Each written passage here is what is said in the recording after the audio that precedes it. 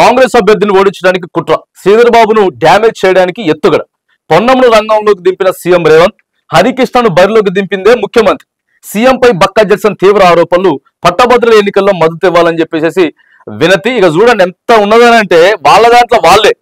పొన్నం ప్రభాకర్ మనిషి ఒక ఆయన ఉంటాడు ఎమ్మెల్సీ ఎన్నికలల్లా, ఆ తర్వాత మంత్రి శ్రీధర్ బాబు మంత్రి ఒక ఆయన ఉంటాడు, ముఖ్యమంత్రి గారు ఎవరికి ఇచ్చేటటువంటి డైరెక్షన్ వాళ్ళకి ఇస్తా ఉంటాడు. ఇది అధికార పార్టీ చేసేటటువంటి వ్యవహారం. అక్కడ ఉన్నటువంటి ప్రధానంగా కరీంనగర్, ఆదిలాబాద్, మెదక్, నిజామాబాద్ జిల్లాలకు సంబంధించినటువంటి ఎమ్మెల్సీ ఎన్నికలు, టీచర్స్ ఎన్నికలు ఈ నెల 27వ తారీఖున జరగబోతా ఉన్నాయి.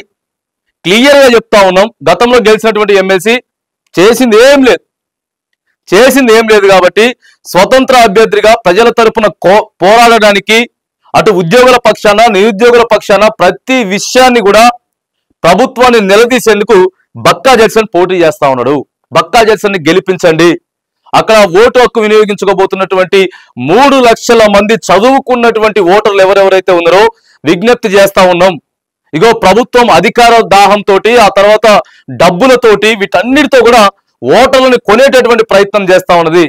పబ్లిక్ అనే చెప్తా ఉన్నారు 2000 పెట్టి 3000 పెట్టి మేము ఓట్లు కొనుక్కుంటాం, ఇన్ని కోట్లు పెట్టి మేము సీట్లు తెచ్చుకున్నాం అని చెప్పి సీదా చెప్తా ఉన్నారు. గెలిచిన తర్వాత వాళ్ళు అసలు ప్రశ్నించరు, మాట్లాడని కూడా మాట్లాడరు. ప్రతి విషయాన్ని కూడా ఇగో తను ఎంతో ధైర్యంగా ముందుకెళ్తా ఉన్నాడు. డబ్బు లేదు, ఎలాంటి బలం లేదు, లేకపోయినా కూడా ఇగో కొట్లాడుతున్నటువంటి బక్కా జడ్సన్ కి మీరంతా కూడా మద్దతు ఇవ్వాలి.